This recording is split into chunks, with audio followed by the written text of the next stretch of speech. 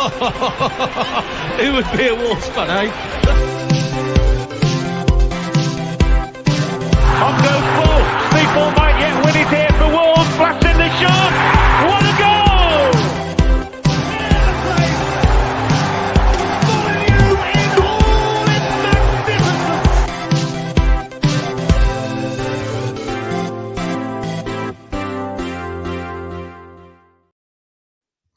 Hello, and welcome to a special episode of Wolves Fancast. Big thanks to everyone who's joined us this evening to talk all about the sacking of Bruno Lage. I'm joined with Andy, Stu, and a special guest with us tonight, Zach Lowy, all the way from America. He's a Portuguese football expert. How are you, Zach? Doing very well. Excited to be here on the Wolves Fancast. Got a lot to discuss, so really excited to get stuck in. You know what? Let's get in straight away. So I think the writing was on the wall after the defeat to West Ham. And by mid-afternoon on Sunday, it had all but been confirmed by the club. We didn't, unfortunately, get the iconic corner flag shot. We got a personalised photo instead. But Stu, I'll come to you first. I mean, we've been talking about this for the last couple of weeks, and I think pretty much there's no turning back from around, I guess, the Bournemouth game, you could say. But what was your initial reaction to it yesterday evening? I did think that it'd be one of them where if he hadn't gone straight after the game, he might survive. But obviously, I think they actually bowed to, like the people were suggesting that they bowed to fan pressure and stuff like that, and rightly so. I think the main thing about the West Ham game, he was probably the first times he wasn't wearing a Castor branded top on the sidelines, and you think, well, if he's gone outside of the company policy, then the writing really is on the wall. But yeah, it was just relief more than anything else, because I was dreading Chelsea, and now we're dreading it for a different reason, but it's going to be a bit of a laugh.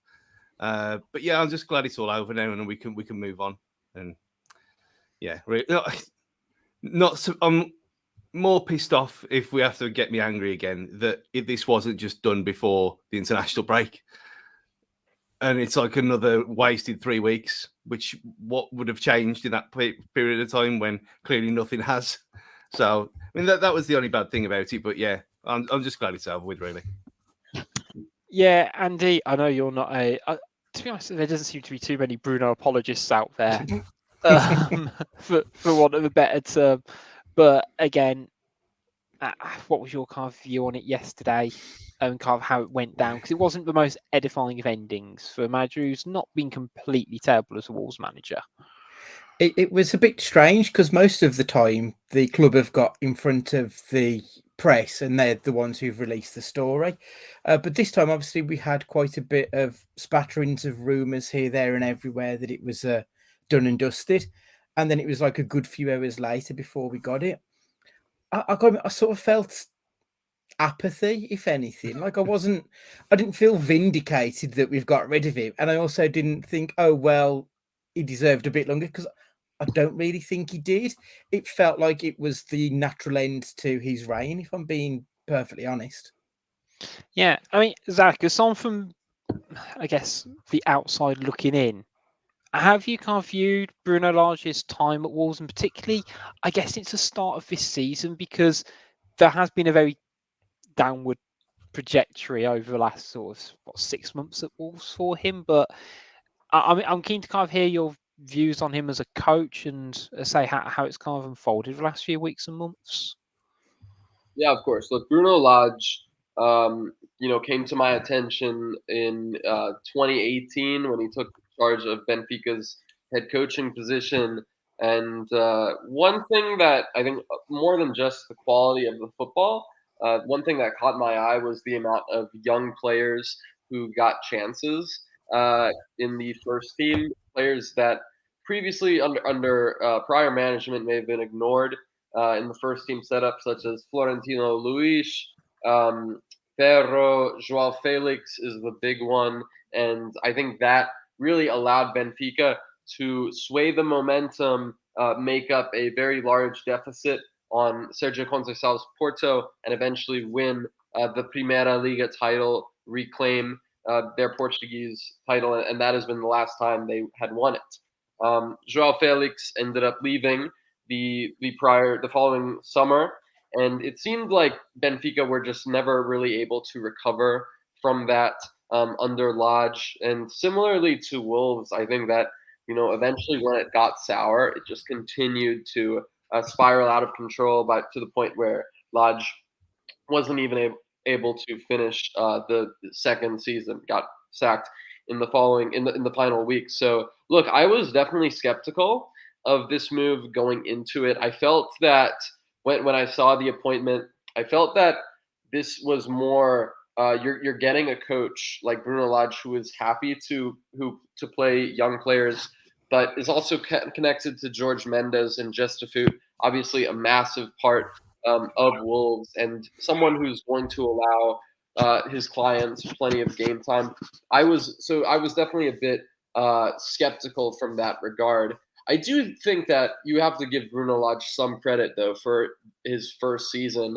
I did not expect Wolves to do as well as they did. I think that they had, at least on paper, positive results considering so many flaws in their squad. The biggest one for me being lack of that center forward who can win you games, right? It wasn't Fabio Silva, of course, it wasn't Hwang Hee-chan, and frankly, this Raul Jimenez is not the same one that tore up the Premier League just a few years prior. So center forward, I think that was always the biggest what if for this Wolves side. And I also think that another issue was the squad depth. Those were my two concerns going into the season, especially considering how Wolves ended last season, really kind of falling apart in the final week.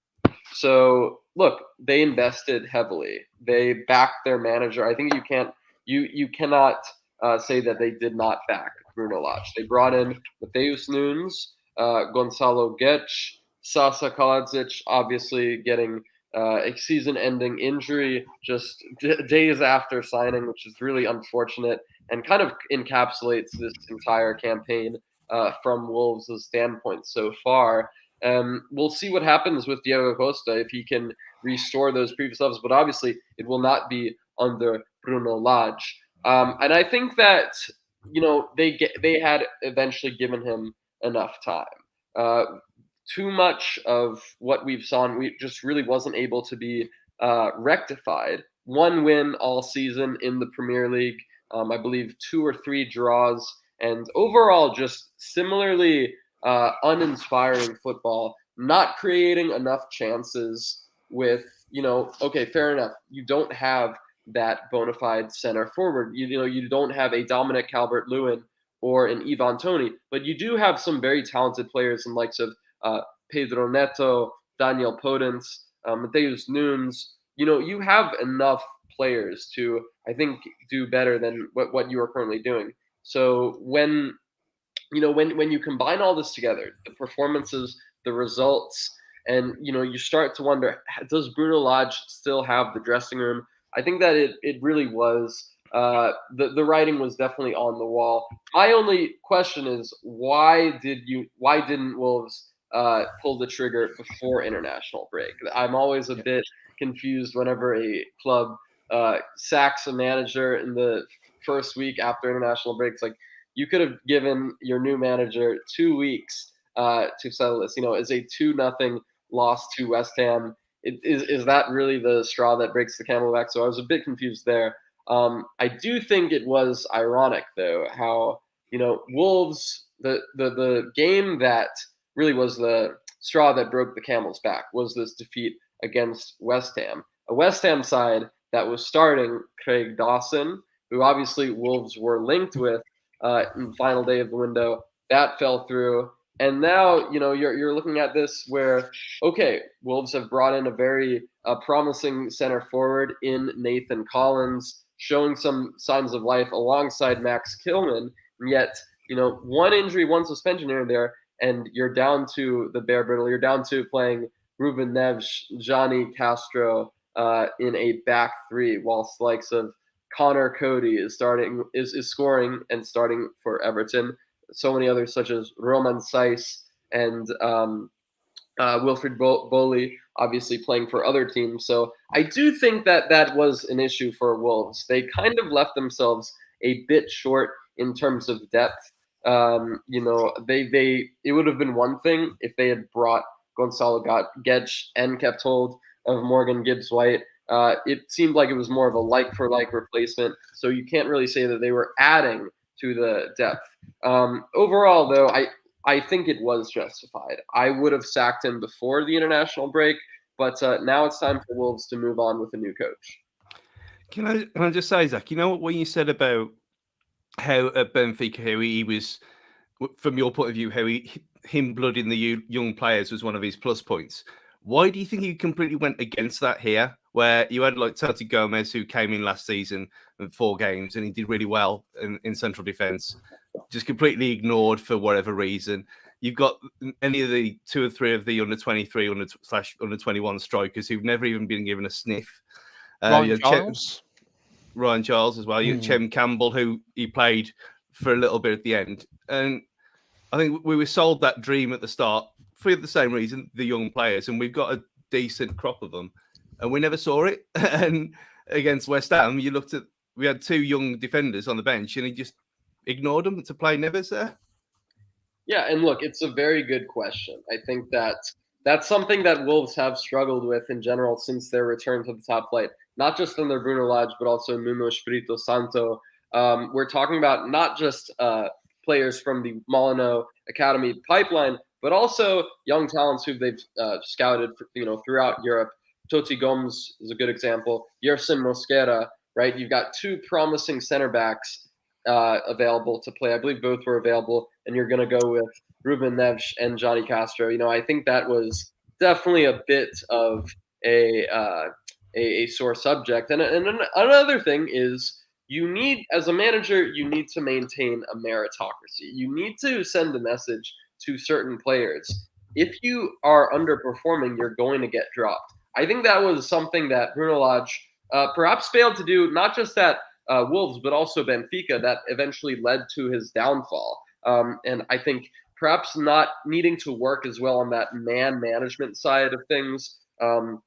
That is something that is just as important as tactics when you're talking about getting a team out of a funk and getting them to reach their potential in terms of creating chances, being solid at the back, having that balance. And one thing I will say is that it never really felt like Bruno Lage had managed to establish a tactical identity with this Wolves side. Like he was trying to plug in different pieces, going from a back 3 to a back 4, trying to bring in his new system, perhaps without the players required, as well as going back to Nuno Espirito Santo's blueprint. So it seemed as well that he wasn't really strict. He wasn't really strong in his convictions. He never really knew what to do with this Wolves side, where to take it forward. I do think that his complaints with personnel, they are justified in some regards, but at the end of the day, when your center forward deadline day arrival gets a season-ending injury, there's just not that much you can do. Wolves did sign Diego Costa, a player who has done a lot in the Premier League, but who's clearly his best days are behind them. We'll see what happens there, but I do think that the center forward position has been a position that Wolves have been frankly ignoring for a while, and obviously remains to be seen if Sasa can fill that void once he is back from injury. But I think that is also something that definitely held this Wolves team back a lot last season. 1,000%. I mean, I was trying to think. I was almost speechless then about how ruthlessly efficient that breakdown was of this Wolves side. Because just end it now. I was going to say, yeah, but let's move on to the next segment. No, you're completely right on, literally on every front, and the man management one, I think, has crept up more and more. And we said a lot of how he is very, particularly in the press, very upfront about what he thinks a lot of the time, whether it's about transfers or players. And he's happily hung players out to dry. And we'll talk in a little bit where it went wrong and what the catalysts were. But I think I remember saying at the time we lost a game to Crystal Palace, and Yankee Hoover basically didn't warm up and managed to get injured, and he got hung out to dry by Bruno. And I think I was arguably one of the few on the fan cast who was a bit like, I know why he's done it, but I think that's gonna not sit right with the players. And I think he's arguably the sort of player, I think he's probably a very good coach. Whether he's quite got that managerial nuance to handle certain situations, and there's been rumours of a couple of training ground bust-ups, quote unquote, and the things that went on with Connor Cody, if you'd like to believe Twitter rumours as well. And as I say, overall, I think you're right. I think it felt like he had some ideas, didn't have the conviction to follow through with them completely, and the recruitments, I think, were one of the major factors in that. It was very easy to ship out some of the deadwood, or supposed deadwood, but if you then don't bring in new assets, or you don't have faith in the ones that are coming through, you're going to end up in the situation that we're in, to be without basically a centre forward when we've shipped out one of the most promising strikers in Europe in Fabio Silva. You've only got yourself to blame, in my opinion, when there's such an easy route into bringing Fabio Silva into the team this season, and he decided against it. And, for me, the whole West Ham, he needed to have been let go after the Man City game, because we didn't learn anything against West Ham that we didn't already know about this Wolves team. And as soon as we saw the lineup, we were never going to score with that attacking lineup, were we? And we were always likely to concede with that defensive lineup. And that is quite literally the worst way you can look at a team sheet. And, I think it's come at the right time. I think arguably it could have been sooner. We said in pre-season, Stu, post-season even, when we reviewed and said, would anyone miss him if he'd have got sacked at the end of last season? And I think the reaction was, it might feel a bit harsh, but really, and it's easy. I was going to say it's easy to be revisionist. We said it at the time, but he did earn himself the grace of having this pre-season, of which, if we're being revisionist on it, yes, we did bring in some quality players and did strengthen that spine of the team.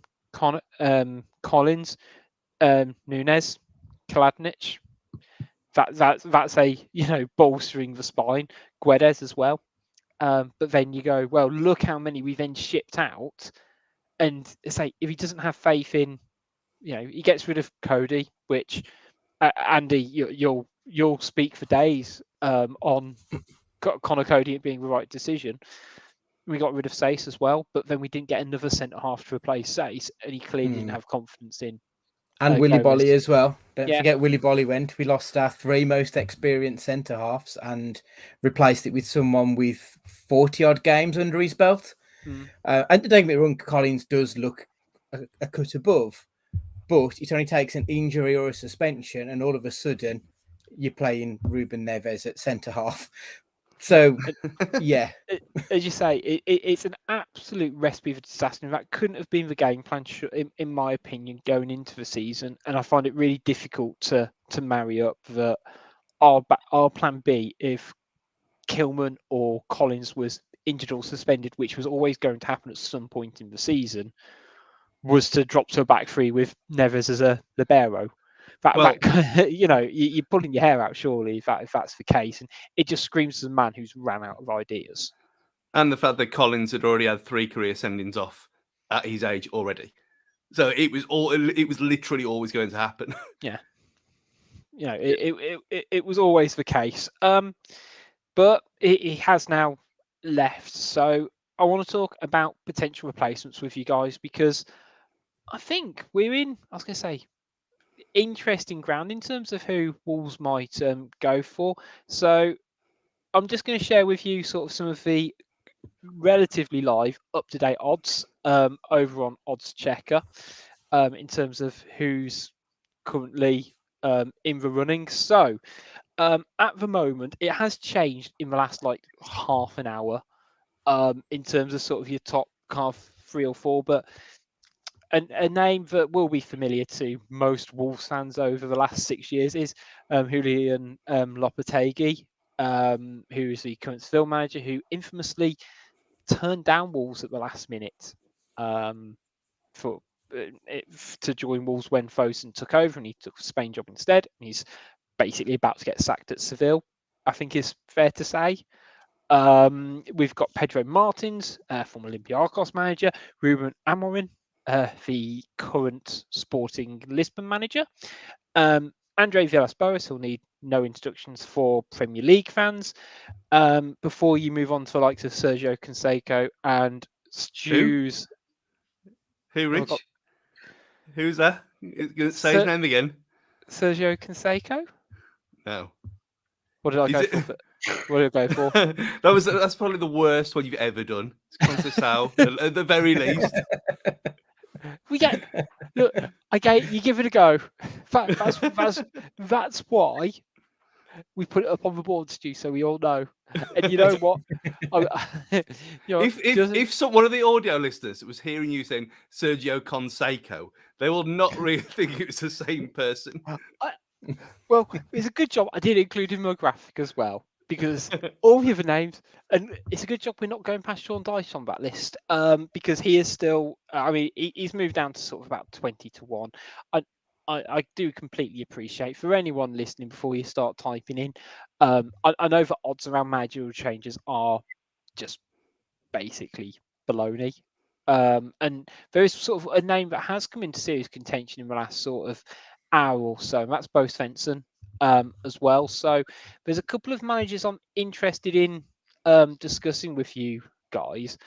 But Zach, I'll come to you first to talk about Ruben Amorim, who I guess would be the most coveted, but let's be honest, the least realistic for Wolves.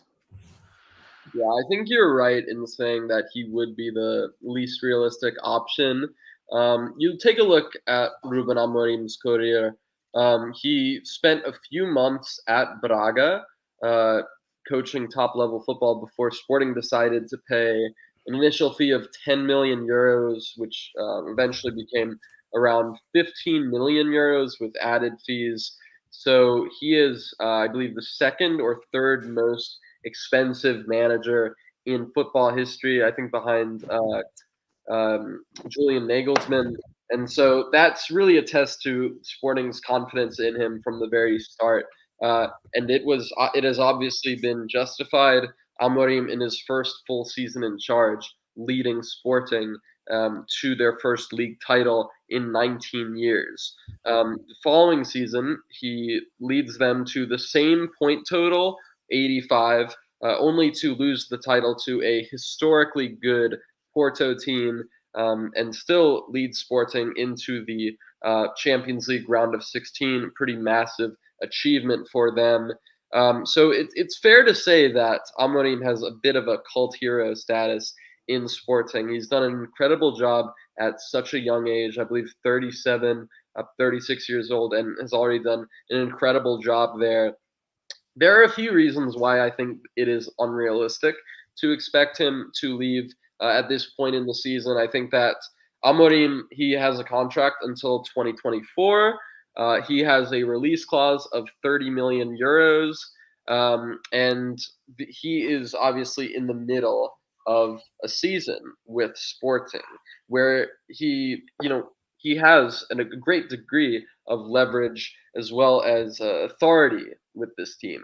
And I'm not sure if he'd want to, even if Wolves were to offer to pay the full 30 million euros, I'm not 100% convinced that he would accept to leave Sporting at this point and risk damaging his legacy there, especially when Sporting, they are in the Champions League, and these other Premier League teams, they are not going anywhere. They're still going to be interested in him when his contract potentially expires in 2024. That's not to say that Wolves couldn't get him at that point or even next summer, but right now I just can't see it happening. It was only a year ago when Amorim rejected an offer from RB Leipzig, a Champions League, a team that were playing Champions League football, and elected to stay. And I would expect him to do the same thing. Now, I know some people are saying, well, this sounds exactly like the same thing that you said with Matheus Nunes. And I will concede that there are some similarities, but there are also a lot of differences. One, Matheus had already rejected Wolves on previous occasions before, ironically, a chat with Bruno Lage swayed his mind and convinced him to join in the final days of the transfer window. Two, you need to also look at the economics, the finances of the deals involved. Sporting paid a minuscule amount for Matheus Nunes. He was a starter for 1 year before joining Wolves for, I think, around 10 million euros less than his release clause. So, look, Sporting, they do sell players for below their release clauses on several occasions, but Ruben Amorim is not a player. And I would argue that he's one of the few managers in Europe where I actually think he is probably more valuable to the team than any other player. So I just don't see them letting him go with the Champions League campaign still underway after a win against Tottenham and admittedly a disappointing start to the season in the league campaign. But that does not change the fact that he has already built himself up a lot of leverage at the Estadio Jose Alvalade. Yeah. He ain't joining us if we're having to spend 30 million, is he? we could have stopped there knowing the owners, I guess, currently. And it's a real shame because his stock has risen highly in a very short amount of time. And it's going to be interesting to, I guess, see how he can develop as a coach over the next couple of years. You're right. He's only in theory got a couple of years left on his contract, which will no doubt be extended. And I think that get out of the release clause it is a huge thing. And whether you say he'd want to leave a project like Sporting Lisbon, who are competing for first place in Portugal, to Wolves, who are, I'm trying to think of what we're competing with, to be honest. 10th.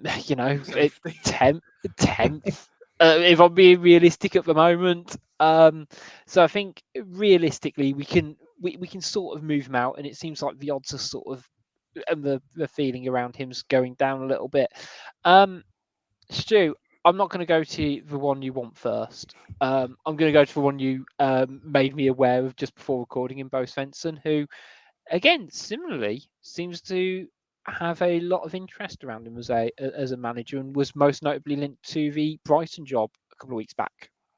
That's the first I'd ever heard of him. I mean, I obviously I do. Me and Gully both watch a bit of French and German football for our sins, but I'd never really paid much attention to Mainz, to be honest.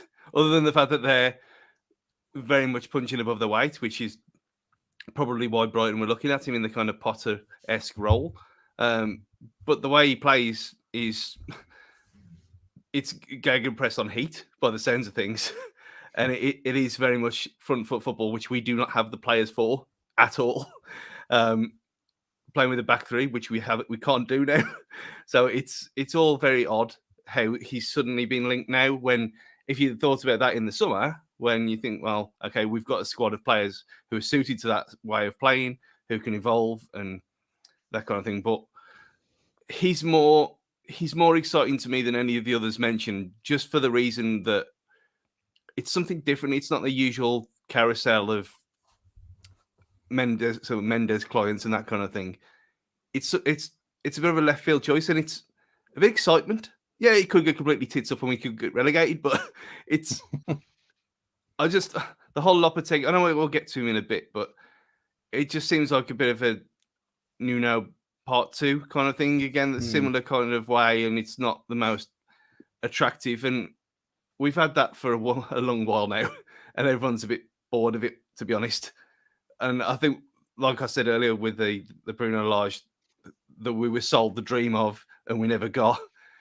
If we got Lopetegui and we're suddenly playing on the defensive football again, I think it'll take a lot to get people on board at this point, really, with him. But yeah, so bring a young manager like this.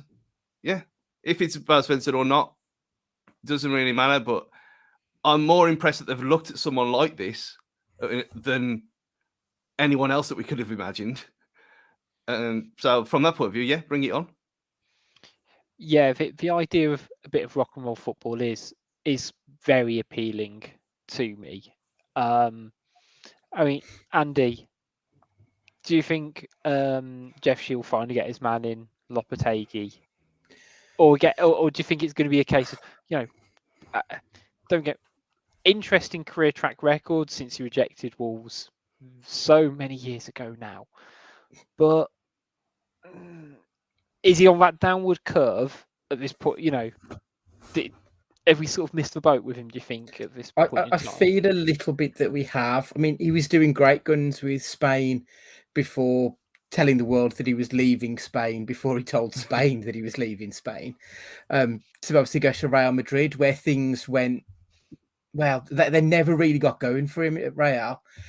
He's done a good job at Sevilla, but I do feel like he's sort of struggling there now, because haven't they gone through a massive period of change over the summer? Much like ourselves, they've shipped a load out and they've bought a few in.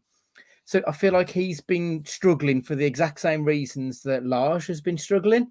And as Stu said, it does feel like it's a return to the way we were playing under Nuno if we do go for Lopetegui. He's the least interesting of the names that we've got, but he's also probably the safest pair of hands of the names that we've been linked with. I don't particularly want him, and I do feel like we've missed the boat, if I'm honest. I think you are going to find that his career now will start to be more like your Sean Dyche's, where it's going to be helping smaller clubs out. I think he's going to be his future. Interesting. I think, if you go off the odds and what's being touted, I think Wolves are still very keen on him. And again, are they almost waiting for him to be sacked from Seville? And will we end up doing something stupid like paying a release clause for a man who's, essentially, walking the plank at the moment? Zach, again, a couple of Portuguese managers, because that's who we are. Pedro Martins and also Villas-Boas have been kind of linked. And again, I think the Pedro Martin one seems to have more substance than Villas-Boas at the moment. But again, Pedro Martin seems to have had a very interesting managerial trajectory, most recently at Olympiacos. Yeah, so I actually had the chance to interview Andre Villas-Boas a year ago in Lisbon. And I spoke to him about his. At that point, he had been out of the Marseille job for, I believe, a year or so. And I spoke to him about his short-term and long-term ambitions. One thing that he has been clear about, though, is that he wants to run for president of Football Club Porto in 2024 and succeed Pinto da Costa, who has been in charge since 1982, and I believe is the longest-serving president in all of Europe. So it seems that they definitely that he wants to emerge as that candidate. So that would mean, of course, that if Villas-Boas were to take the position of Wolves manager, it would be a fairly short-term one that would mean he would only remain at Wolves for 2 seasons max. I'd be interested to see a return from, but like I said, I think it is more unlikely than, for example, Pedro Martins. I would actually say that Pedro Martins and Julian Lopetegui are probably the most likely options from my point of view. Bo Svensson, he has done a great job at Mainz, taking them from fighting relegation to overall playing some very balanced football and punching above their weight. I'm not sure if he would leave the club midway through the season, but I think that of the Portuguese managers mentioned, I would definitely say that Pedro Martins is the most likely man available. Someone who's done well in his previous gigs in Portugal, such as Rio Ave and Vitória de Guimarães, who hasn't been in Portugal for, I believe, 6-7 years. Has obviously been coaching Olympiacos for the past 4 years or so and done fairly well there. Managed to kind of restore their dominance in Greece, win quite a few titles, develop quite a few promising players such as Jose Sa and Daniel Podence. So he has that benefit of having worked with some previous Wolves, some current Wolves players at Olympiacos. So he also has those connections to a lot of Portuguese players who may be interested. I think that Pedro Martins, he has definitely done a good job at Olympiacos. Was sacked on the back of a 4-0 defeat to Maccabi Tel Aviv, if I'm not mistaken, and so some people said that it was the right time. Some people said it was a bit harsh. I do not watch Greek football on a regular basis, so don't have a great idea of that. But I will say that the numbers speak for themselves. He definitely showcased that at Olympiacos, not just in terms of domestic, but also going fairly far in some European campaigns. I definitely think that Pedro Martins would be my front runner. Julian Lopetegui, I think he, similarly to Martins at Olympiacos, his time at Sevilla, it has been a success. It's just gone stale.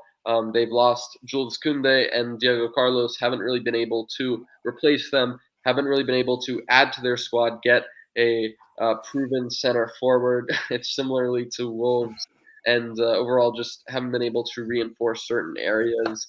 So yeah, it seems like it's only a matter of time before Monchi sacks Lopetegui. They are currently hovering above the relegation zone, and from what I've heard, they are waiting for Sevilla to drop into the bottom three, so that it would be half as costly to sack him.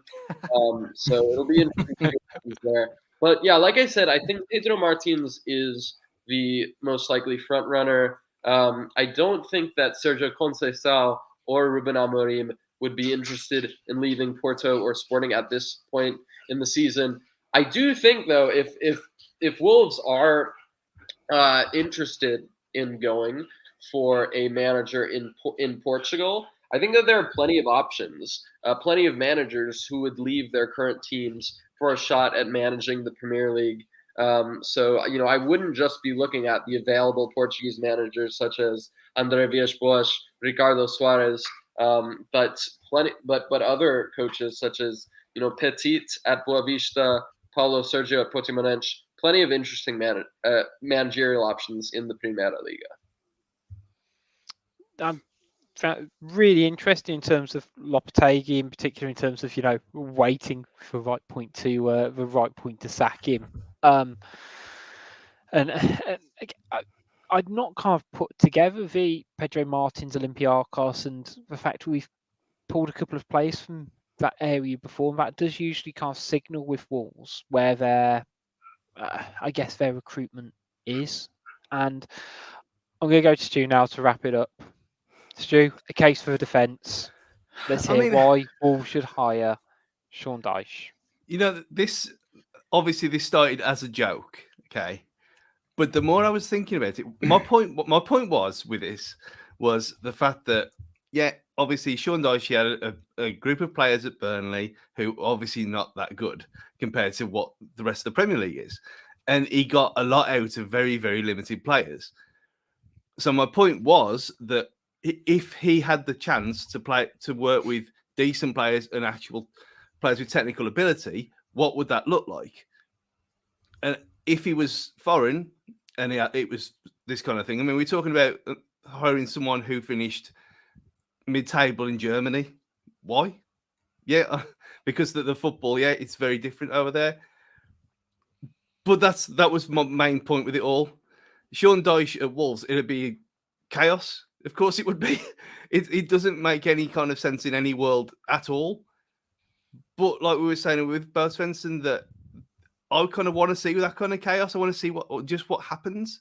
Just seeing these players who've obviously got ability just completely unleashed and have a bit of discipline about them. Play 4-4-2, like I know you wanted me to say, but why not? When like we said, we've all been bored shitless from watching this kind of football for 2-3 years now, and it's just something a bit different. That was my point with it. The fact that Dyche was then trending on Twitter the other night, and that silly tweet got like 25,000 views or whatever. It is what it is. I doubt very much it's going to happen. And my point being that someone like that, just give him a chance in the way that Redknapp got a chance from doing wonders at Portsmouth and then getting the Spurs job, got him in the Champions League, and look what happened there. That's what my thinking was. Just give the guy a chance. I mean, looking at this, Forest losing 4-0 to Leicester now. Steve Cooper might be in the frame. Who knows? I was going to say, Sat, how much would we end up signing Gibbs White for in January? it would happen. I'm not a Dyche convert, Stu, but I don't disagree. And for large portions of the pitch, if it wasn't for the fact we had no centre forwards, there's kids in the under 21s. Just put them up front. just chuck him in. Stu, so Andy, you are shaking your head in sheer disbelief. All I'm going to say is, when Adama Traore had the best spell of his career, playing as a right winger, as an out and out number 7, so to speak. Yeah, and in the 10 minutes the 10 minutes on Saturday when he did that, and he looked all right. He looked not shit. Pedro Neto is arguably a far better left winger than he is as a inside forward cutting in.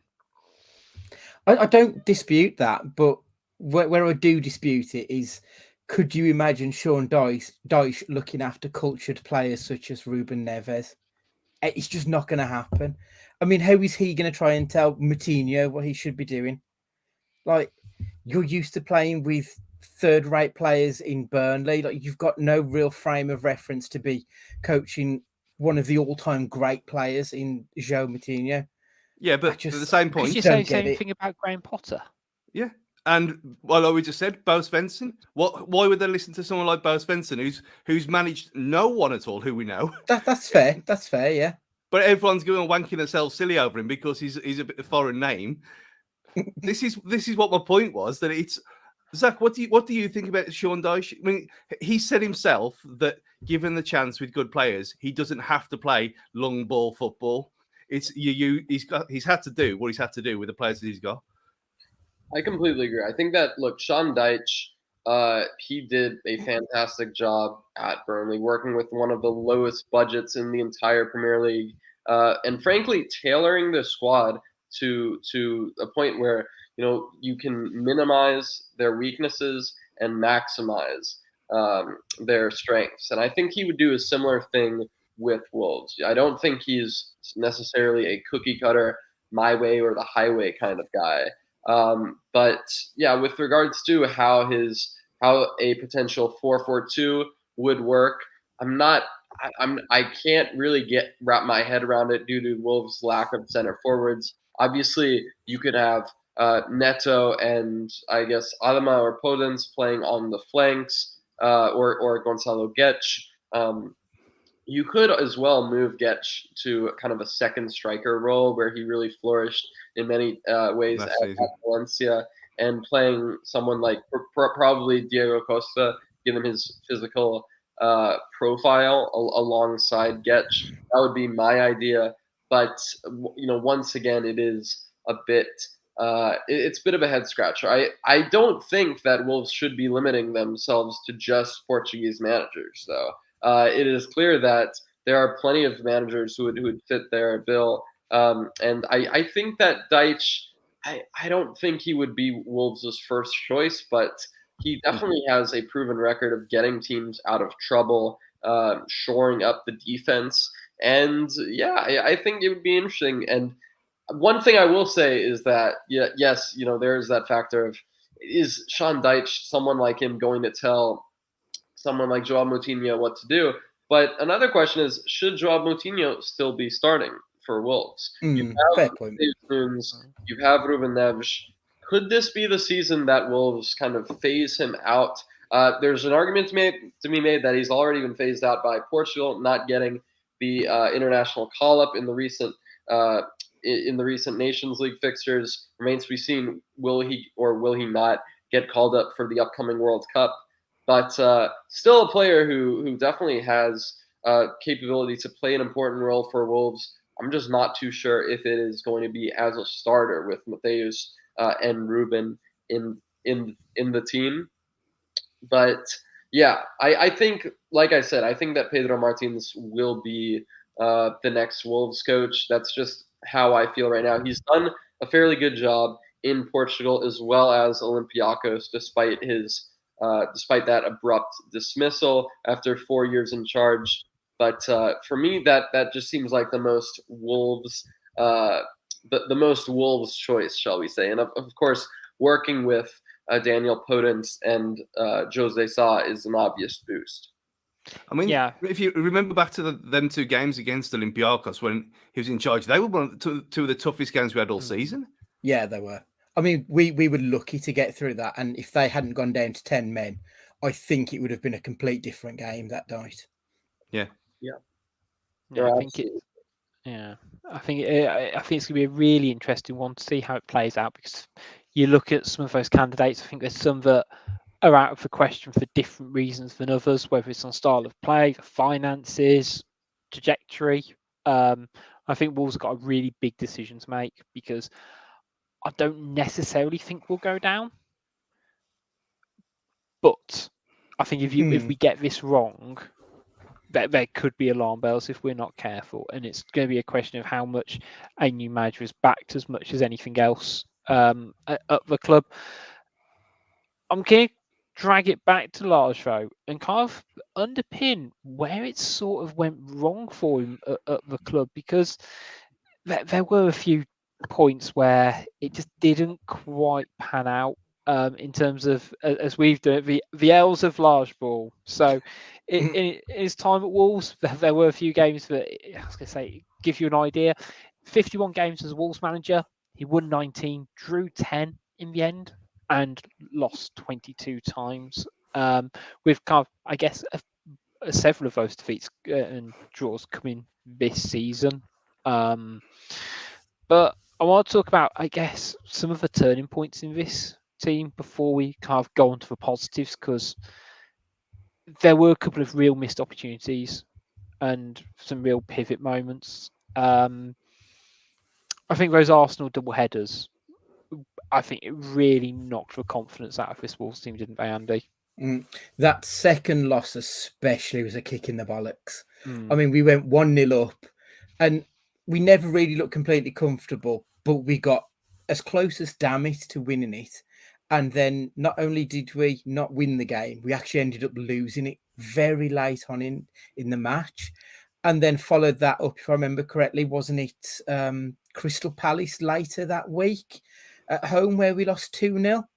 And that just ended up being this just absolute disaster of a week that really changed the way things were going for Lage. Because up until that point, we were not only looking for 7th, we were looking at the top 4, weren't we? If I remember rightly. Yeah. And then all of a sudden, we're not. We're looking at, okay, maybe we'll get into Europe, standard Europe, not proper big boy Europe.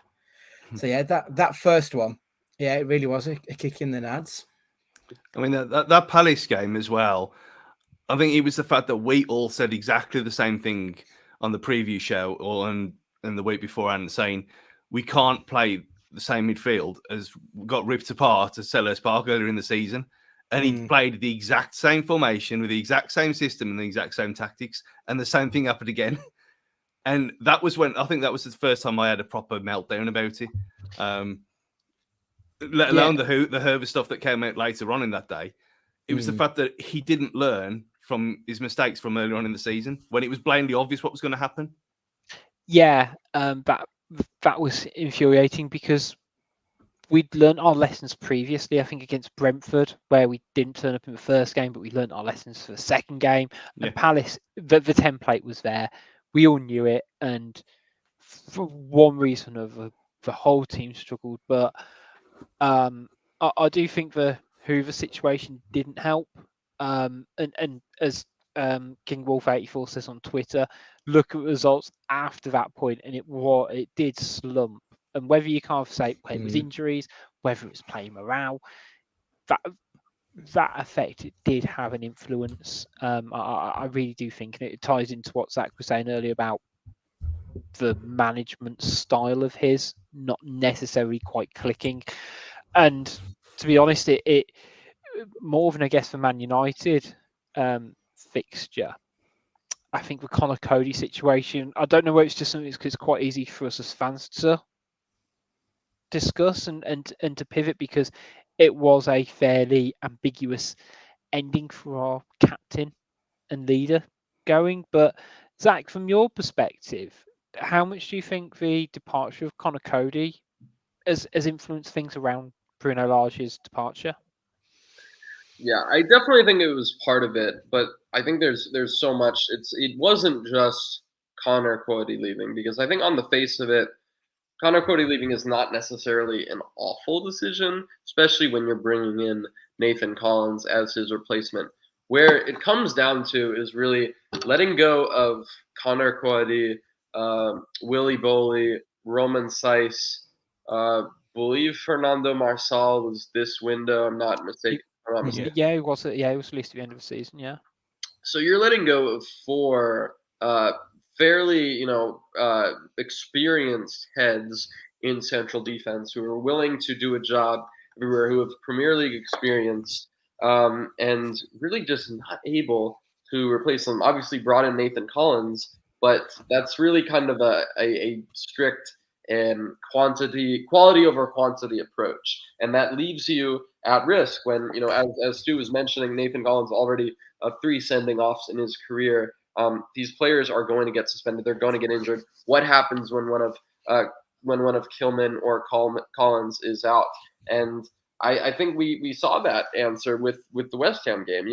And I think that it definitely encapsulated a lot of the issues with Bruno Lage. And I think it boils down to his indecisiveness, perhaps being caught within 2 minds. If he thought that Yerson Mosquera and Tuti Gomes was good enough center back depth, why doesn't he play 1 or 2 of them against West Ham? Why is he going to play Ruben Neves in a position where he has never played at all for to my knowledge, for club or country in central defense, or playing Johnny Castro as a center back? It just doesn't make any sense. You can either keep hold of these experienced heads and have them for backup, or you can trust your young players. But you can't really do what Bruno Lage tried to do, which is shoehorn players in unnatural positions and expect them to perform. That's just, I think, part of it. And I also think that with regards to the quality situation, there's a good chance that perhaps Lage was feeling at odds with a lot of players who had a prevalent role under Nuno Espirito Santo. There's a good chance there were some personality clashes between them. There's a good chance that Bruno Lage is perhaps reticent to some of those more experienced heads who are going to call him out and get into debates. And I think that getting rid of them, perhaps would have been an easy answer instead of talking it out and kind of trying to meet them halfway.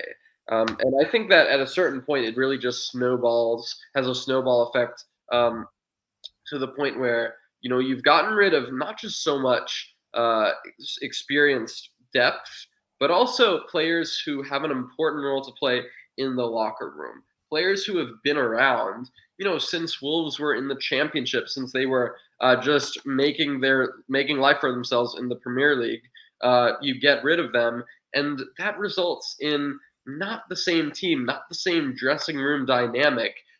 It's almost a bit like a game of Jenga. You want to take certain pieces out, right? You want to offload some of your aging, experienced players and push in some younger players, but you don't want to take all of them out at the same time because it's going to crash. I think perhaps we saw a bit of that with regards to Wolves.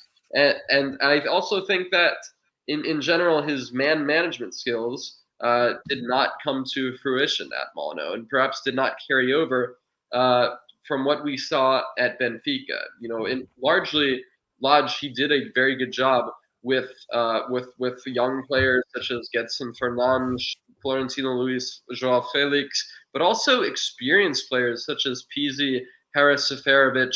Overall, just getting a really good balance between them. And yeah, it never really felt like he was able to achieve that. It never really felt like he was able to consistently improve these players and take them to the next level. And when you're a team like Wolves that focuses so much on trying to find the next big thing, right? Trying to find, whether it's Matheus Nunes, Nathan Collins, Ryan Aït-Nouri, so many promising young players, and you've got a manager whose system, whose tactics, whose management style, frankly, isn't getting the most out of him. It just becomes very difficult to justify having him in charge for longer. Definitely. I guess my next question, and it kind of loops to a little bit around what the turning points were for Lage, and we've mentioned about the lack of centre forward.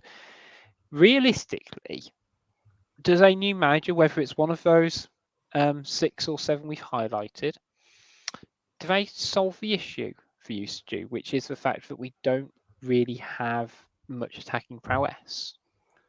Well, he can't get any worse, can he?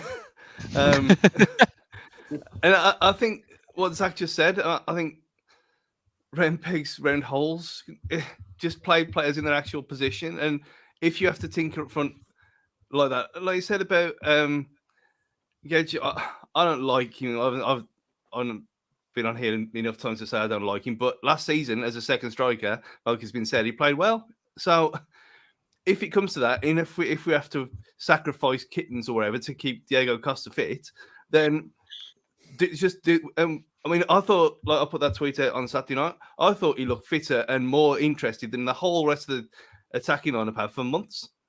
In his little cameo, I thought he was superb. Apart from the header aside, yeah, fine. He hasn't played since January, December or whatever it was.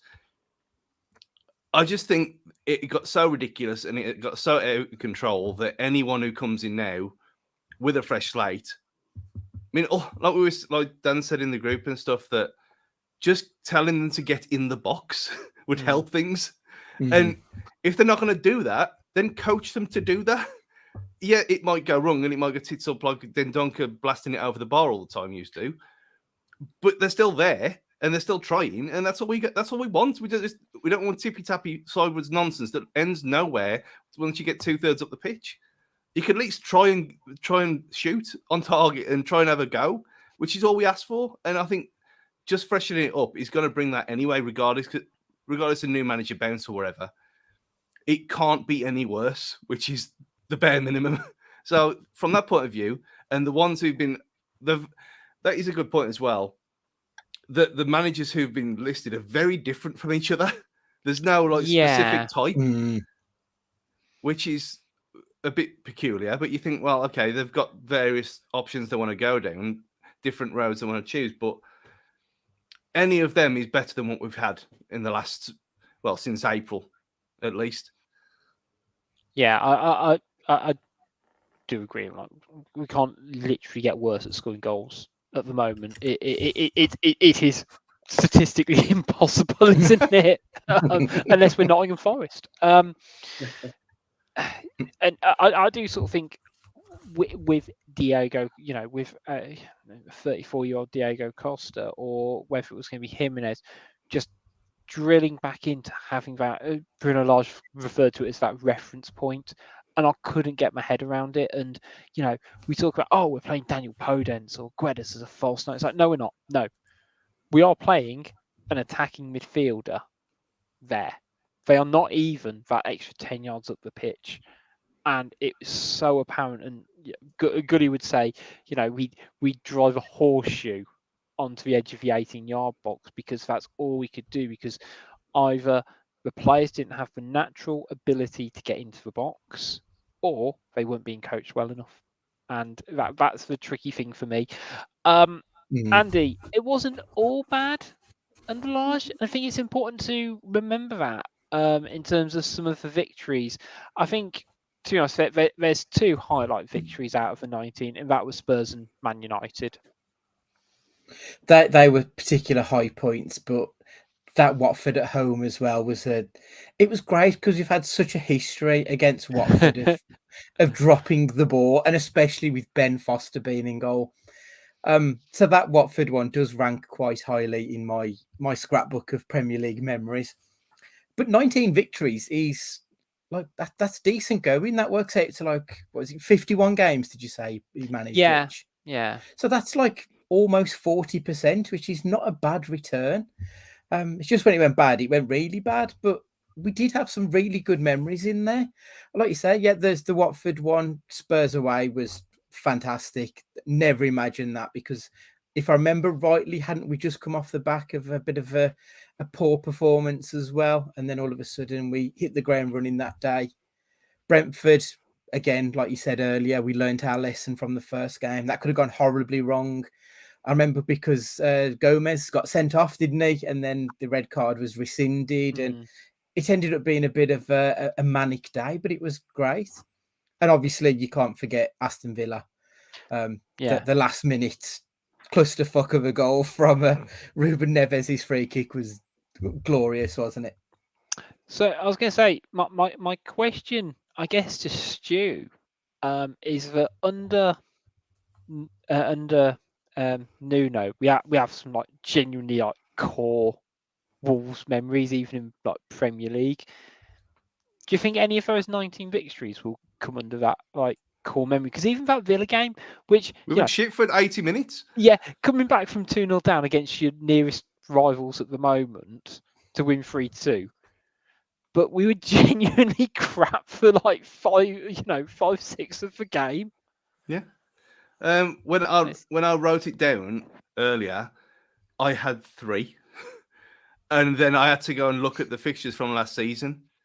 So that's Nuno. We had a longer period of time, obviously, and it started off great. But Spurs away, and the fact that he bloodied Luke Cundle as well, and he played really well, and then we never saw him again. He just vanished. And when we had no choice, and then when he did play him, he played him out of position, which is, again, we've spoke on ad nauseum today. But Man United away was a brilliant performance, absolutely superb from start to finish. Yeah, they were a basket case, but it didn't matter. We were all we well deserved, and it probably should have been more. And Brentford again beat, like we spoke of, because he did learn his lesson from the first game when we were absolutely schooled. And yeah, you had the nonsense with the drone and the Totti incident and whatever. But it was a proper hard-fought victory away from home against a team like that who we struggled against. Again, like Watford, but Watford were a joke at that point, so it didn't really matter. It was just funny. But yes, I mean, you're looking at that and you think, okay, Man United away, Spurs away. None of the home games I even remember. It's like, well, oh yeah, okay, Watford. But none. Newcastle Newcastle was the birth of Hwang Hee-chan as a super striker, and then it immediately died at 90 minutes because he never did anything again after that. Yeah, and I mean, that's the thing. You have to kind of remind yourself of what happened, and where you obviously had the Man United FA Cup game and stuff, and the first game back against Everton and whatever. There's loads of good memories under Nuno, and obviously there will be. But I think, look, we've talked about all week and for the last few months that you think, what is the legacy that Bruno Lage has got? And he's just been. He feels like a caretaker manager that's been left in charge for too long. someone in the YouTube comments. Big thanks to everyone who's been spot commenting on. throughout the year. Was Colin Crowes described Bruno's legacy as basically the 21st century Colin Lee, which will mean absolutely nothing to Zach. And we almost don't have time to go into it, to be honest. But a wonderful callback.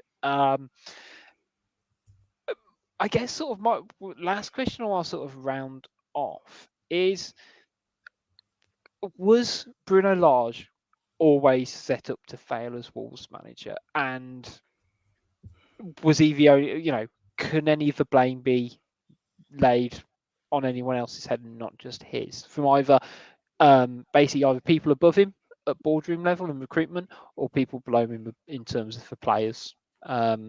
Zach, what do you think? I think that it's definitely a shared blame. I mean, Wolves, since a fantastic return to the Premier League, fact is they have been a team that feels have either been declining or stagnating. Not just under Bruno Lage, but under Nuno Espirito Santo as well. And I would argue that that comes down to, anyways, a lack of investment in key areas. Of course, Wolves did back Lage this summer heavily with a lot of signings. Of course, with Sasa Kadzic out, the most important signing, in my opinion, was not able to showcase his potential under Bruno Lage.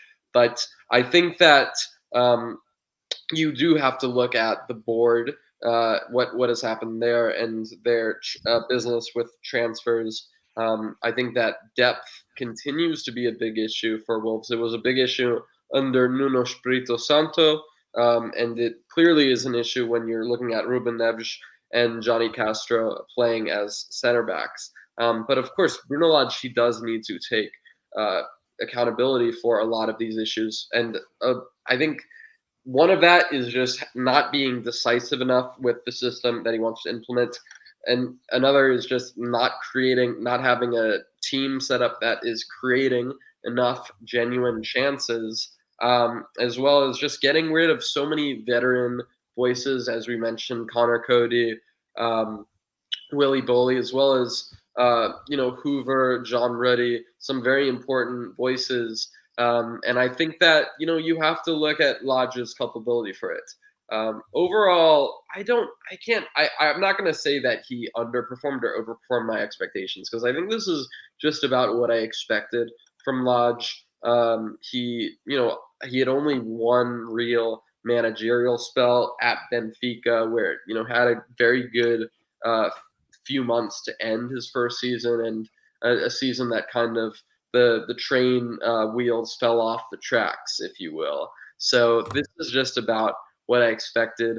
Although I'll admit, I did not see Lage being one of the first managers to get the sack. I think prior to the season, I thought Brendan Rodgers, Steven Gerrard, Scott Parker were the names that were going to be likely. I did not have Bruno Lage there. I did think that he would be able to improve the team's form, but clearly, I think they've given him enough time to sort things out. My biggest question is, why didn't they do it before the international break, and why wait until after? So yeah, I think that this next managerial change, it is definitely the most important one that this Fosun ownership will have made over the past few years, because Wolves, it seems like for the first time since their return, are under a genuine threat of relegation. And I think I think that Pedro Martins will end up getting the job, but I also think that Wolves will have a busy January window, because there are just certain areas of their squad that still need to be reinforced. My expectations are not that high with Diego Costa. I'm just not sure how his body is going to hold up in the Premier League. Wasn't really the same player he was when he returned to Atletico Madrid. Did fairly well for Atletico Mineiro, but going to the Premier League, it's another question. So I think that Wolves are going to sign one or two center backs in the January window, and I also think center forward is going to be another big priority. There are a few Portuguese players I would definitely keep an eye out if I was a Wolves fan. A few that come to my mind: Vitinha, doing very good at Braga. I would also add Beto at Udinese, a player who I've been keeping an eye on since his time at Portimonense, and potentially Gonçalo Ramos. There are definitely a few center forwards in Portugal that aren't Portuguese who I think would do a good job, such as Simon Banza at Braga. But overall, I do think that they are going to need to spend big on a striker in January. Yeah, 1000%. My only sort of count, unless we can somehow bring back Fabio Silva, that'll be my. I feel that there isn't any clauses to bring him back partway through, because again, it is crying out that we are going to need reinforcements if we're going to do anything above finishing 15th, 16th, which there is a core group of players apart from that front area where we can and should be doing better. I mean, Stu, in terms of from the players' perspective, do you think they need to be a bit more accountable for how they've played, or do you think, frankly, it is just their level? Especially when you look at some of the the goal scoring stats across that front attacking line. Yeah, and he even said it himself that these players have not scored goals in their career.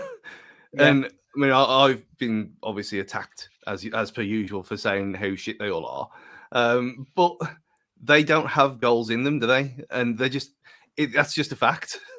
They're not goal scorers prolifically. I mean, even Raul wasn't until he came here, to be fair. So it does show that it can happen. But like we've said, that they've never really given themselves a chance. And from April onwards, they effectively down tools for whatever reason, whatever happened, we'll probably never know. When we might have ITKs who pretend to be ITKs and know everything on Twitter and then whisper that they know things and not tell us. Who knows? But we'll never really know the full story, will we? But they've got to take some responsibility because they have not performed to the best of their ability. And you saw that when they went off to play international football and they were like different players. And the same thing happened under Nuno at the end as well, where they'd go off to play for Portugal, especially, and there would be world beaters, and then they'd come back here and be awful. But I think, well, I didn't mention in the last section there when he said about the highlights. The highlights for me, the best we've played in the Premier League was them 3 games that we lost. His first 3 games, where he actually showed with Nuno's old system with a back 3, we were absolutely superb. We battered them 3 teams, and just lost. But again, it was unfortunate. But if we'd have carried on playing that way for the rest of that season, we'd have probably finished about the same place, and it would have been a lot more entertaining than it was. So for the fact that he went, I think that's what Zach was saying about how indecisive he was at times as well, that he changed his whole game plan after 3 defeats, 2 of which it was against top teams, which no one was really bothered about. Yeah, I think we literally went into his first 3 games. I remember doing podcasts and interviews, and I went into the start of the season saying, "Oh, we'll most likely lose our first 3 games. Don't judge us on that. Judge us after the first 6." And after 6 games, we were sitting all right. I think we had maybe 5 points, I want to say, and went, "Okay, this is going to be fine." But he did the same thing this preseason. Again, we look back to, as I managed to smack my laptop, we played 4-2-3-1 basically the entirety of pre-season, and then it comes to the crunch in the Premier League. It goes to this 4-3-3 of having 2 very deep midfielders and then a midfielder who plays basically on the right wing, which he did with Dendoncker. And fortunately, Mateus Nunes has an extra bit of skill set, and he's still obviously developing in this team, but we still seem to be playing the same thing we were doing last season, and it was almost like we either didn't learn or he couldn't quite get his message across in regards to what he was doing. As currently no manager's been announced. Time will tell whether we have a new manager in charge before we play Chelsea. Currently though, it's going to be Steve Davis and James Collins, who I guess rather interestingly, it's gone a bit full circle for Steve Davis, hasn't it? Who was a manager who was linked to a job way back in 2013 when we went and hired Kenny Jackett instead. He was joined the club in kind of a different route, and he'll be alongside academy coach James Collins. The only coach in Lage's backroom staff who has stayed on, as being reported by Liam Keane at the Express and Star, is Tony Collins, and it'll be Tony remain to be seen. Roberts. Did I say Tony Robbins? You said Tony Collins, but Tony Collins even off. But it'll be interesting if Tony Roberts, if that is his real name, carries on as goalkeeping coach under a new manager. I mean, I do think it's quite interesting around Steve Davis, Andy. But say it's almost been a long time coming for him to get this seat. Is there any chance that he gets a job permanently? I do feel for him, but he hasn't got a chance in hell, has he, to get the job full time? But it must be a dream come true for him to be able to take us down to I was going to say White Hart Lane to Stamford Bridge on Saturday. I think he must be over the moon that he's going to get to take us down to Chelsea and actually lead the team. So fair fucks to him for hanging on. I mean, when was it, Jackie? What was that? 2011 was it when we got him in? 13 was it? So yeah, it's been a long old time, and he's been a name who'd been linked with us even before then. So yeah, I bet he's chomping at the bit, and he can't quite believe what's happened here. Yeah, I've got one last question for a few of you guys, and I want to end it on a slightly more light-hearted note because I feel we've dived right into it and given some really great analysis, and it's been a fantastic show. Question I want to leave you on, guys, is fictional or non-fictional? Who would you love to see manage this Wolves side? Andy, I'm looking to you first. I'm thinking Ted Lasso. I mean, Ted Lasso is the one, isn't he?